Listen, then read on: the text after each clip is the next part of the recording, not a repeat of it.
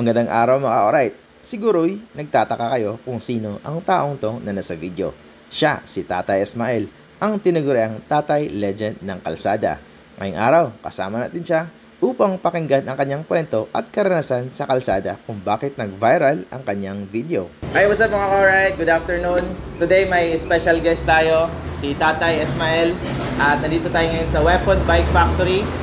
At syempre, sinong di makakilala kay Tatay Ismael, no? Si Tatay Ismael yung nag-viral sa pedestrian lane na kung saan may nakabangga siyang kamote rider, no? So, tama naman si Tatay. So, kumustahin natin? Tatay Ismael, kumusta? Dong Bars nga pala. Kumusta rin? Ito, okay lang. At napatawag kayo. Salamat sa pagbisita, pagpunta rito rin sa Weapon Bike. Tama-tama guys, kasi si Tatay, tawid lang yung bahay niya dito sa Weapon Bike Factory. Kaya nakapaunlakan natin ng chance si Tatay para bigyan natin siya ng munting regalo mula sa Weapon Bikes. Kasi nakita natin dun sa sa enkwentro nila na wala siyang helmet. So bibigyan natin siya ng helmet. Pero bago yun, kwento muna natin kung ano nangyari talaga doon kasi wala pa tayong face to face na na interview kay Tatay. So Tay, ano ba talagang nangyari sa araw na yun, Tay? Yung ganito yun. Nasa stoplight kami, nahinto kami, nasa pedestrian lane naman ako. Tapos may isang motor, busina ng busina kung naririnig nyo naman. Sabi ko sa kanya, ang luwag-luwag ah. Nagkasya naman siya, hindi ako gumagalaw. Nagalit ako ngayon sa kanya. Napagsabihan ko siya ng kamote rider. Tama nga naman, Tay, di ba? Totoo naman eh. Kasi ba't kailangan niyang bumusina? Kung kasya naman siya, kung gusto niyang sumiksik sa pedestrian. Sinabihan ko pa ng tanga kasi nga tawiran yan. May mga dumadaan na tao. Yung time na yun kasi tawiran talaga. May tumatawid talaga. Kung ano nung masasakit na salita na sabi ko sa kanya. Totoo naman. At naririnig ng mga ibang rider na mga sa likod at nasa gilid din. Tama nga naman guys. So ang number one rule sa mga riders, di lang sa riders, sa mga kahit ano pa ang mga sasakyan, always yield to the pedestrian. Lalo na kung may pedestrian lane tsaka stoplight. Doon nakapula yun, Tay, di ba? Yung stoplight. Nakapula. At time na talagang oras ng tawiran ng tao. Oo nga naman, no? So tama naman si Tatay. So nakita natin na medyo walang safety gear si Tatay. Siyempre naman, hindi natin papalagpasin yun. So today, bibigyan natin si Tatay ng Weapon helmet galing sa Weapon Bikes. At galing yan sa Weapon.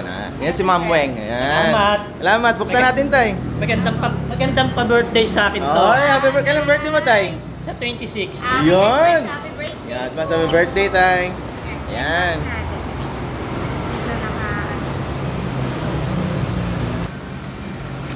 Yan. Ilang taon ka na, Tay? Magsi-63 sa March. Itong 26. Oh, lakas pa rin yung Tatay. Nagbo-bike pa rin. Mamaya pakita natin yung bike ni Tatay. Naka-city bike. Ayan. Pwede nyo pa yung sukat, Tay. Lagyan natin dito muna. Ayan, may visor pa. Bagong-bago pa. Ayan. May ilaw pa yan, Tay. Ayan, o. Remove lang yung plastic. Remove lang. Tay. Oh, ayun, o. Sakto lang ba? Parang mali. Hindi, ma-adjust yan sa likod, Tay. Sa likod. Adjust natin mamaya. Yes, good. Ito pala ang Weapon Torch, Ma'am Weng, no? Yes, Weapon Torch. Maraming salamat sa Weapon. Sa bigay na helmet. Ride safe always. Lalo na kay Don Birds. Oh, hindi. Salamat tayo kay Kuya Jake. Kuya Jake, Si Kuya maraming Jake. salamat. Jake Saragosa. Salamat pala. Jake Saragosa, salamat. Naunahan namin si Tatay. Nabigyan nila ako, ikaw wala pa. Hindi, siyang daan tayo para makilala ka namin. Salamat pala, Jake, sa pag-upload mo ng video. At may permission naman kami kay Jake na re-upload yung video niya. Para Yun ang maganda. May permission. Hindi ka tulad ng iba. Kinukuha tayo, di ba?